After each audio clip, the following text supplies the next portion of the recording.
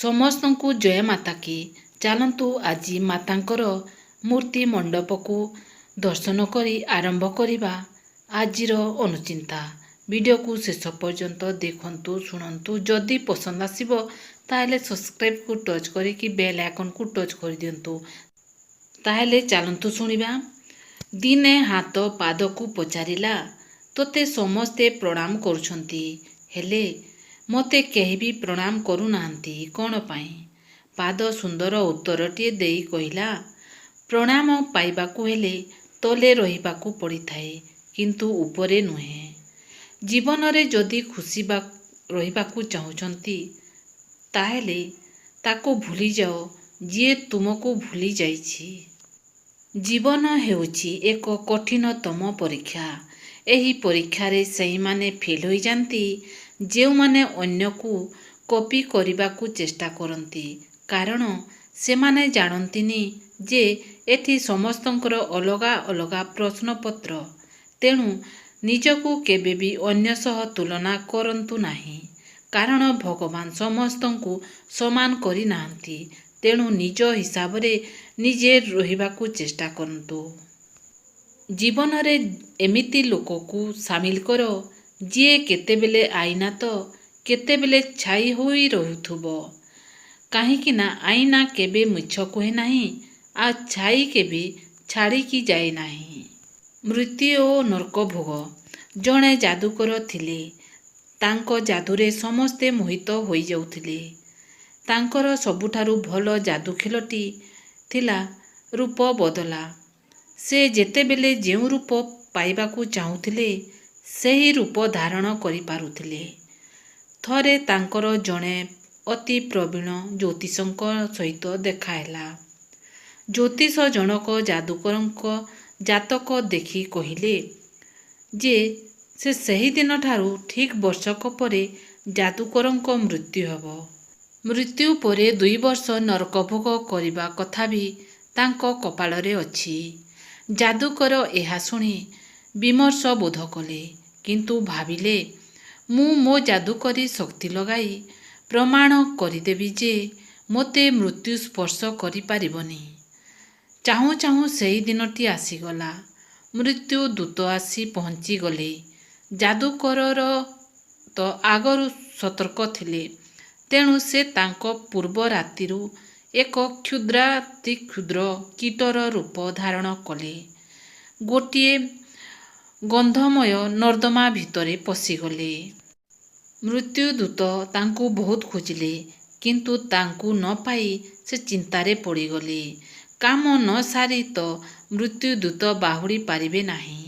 ତେଣୁ ସେ ସେହି ସ୍ଥାନରେ ଛକି ରହିଲେ। ମାସ ପରେ ମାସ ବିତିଗଲା।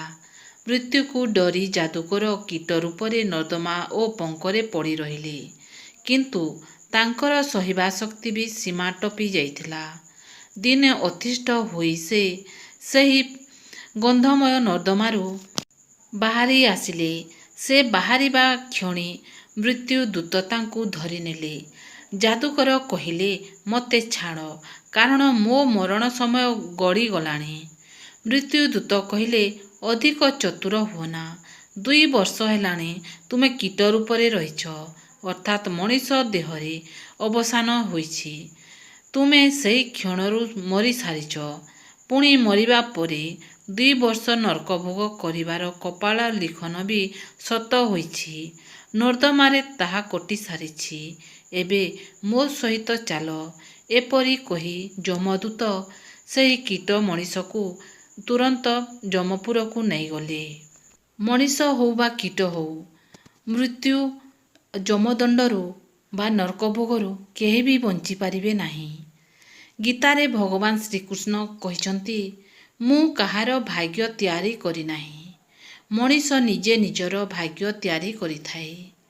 ତୁମେ ଆଜି ଯାହା କରୁଛ ତାର ଫଳ ତୁମକୁ କାଲି ପ୍ରାପ୍ତ ହେବ ଏବଂ ଆଜି ଯାହା ତୁମର ଭାଗ୍ୟରେ ଅଛି ତାହା ପୂର୍ବରୁ କରାଯାଇଥିବା କର୍ମର ଫଳ। ସେଥିପାଇଁ ଜୀବନକୁ ଉପଭୋଗ କର, ନିଜେ ହସ ଓ ଅନ୍ୟକୁ ହସାଅ।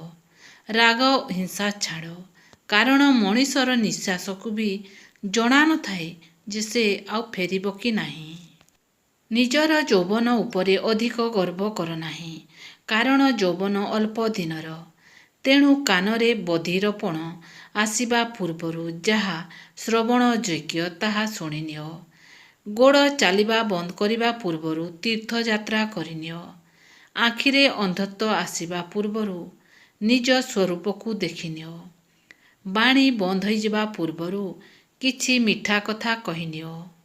ହାତ କାମ କରିବା ବନ୍ଦ ହେବା ପୂର୍ବରୁ ଦାନ ପୁଣ୍ୟ କରିନିଅ। ମସ୍ତିଷ୍କରେ ପାଗଲପଣ ଆସିବା ପୂର୍ବରୁ ପ୍ରଭୁଙ୍କର ହୋଇଯାଅ। ତୁମ ପରିବାରର ଏହି ଦୁଇ ସଦସ୍ୟଙ୍କ ଠାରୁ ସବୁବେଳେ ଦୂରରେ ରୁହନ୍ତୁ। ଜଣେ ହେଉଛନ୍ତି ମନ୍ଥରା ଏବଂ ଅନ୍ୟ ଜଣେ ହେଉଛନ୍ତି ଶକୁନି। ସେମାନେ ସମସ୍ତଙ୍କୁ ତୁମ ବିରୁଦ୍ଧରେ ଉସ୍କାଇବେ ଏବଂ ତୁମକୁ ଏକା ଛାଡ଼ିବେ ନାହିଁ। ଏବଂ ସାଧାରଣତଃ ଏ ଦୁଇ ସଦସ୍ୟଙ୍କୁ ପ୍ରତ୍ୟେକ ଘରେ ଦେଖିପାରିବେ। ଯଦି ଆଜିର ଅନୁଚିନ୍ତା ଆପଣମାନଙ୍କୁ ପସନ୍ଦ ଆସିଲା ତାହେଲେ ସବସ୍କ୍ରାଇବ୍କୁ ଟଚ୍ କରିକି ବେଲ୍ ଆଇକନ୍କୁ ଟଚ୍ କରିଦିଅନ୍ତୁ, କାହିଁକିନା ଏହିପରି ଭିଡ଼ିଓ ସବୁ ଆପଣଙ୍କ ମାନଙ୍କ ପାଖକୁ ପହଞ୍ଚି ପାରିବ। ତାହେଲେ ରହୁଛି, ଜୟ ମାତା କି।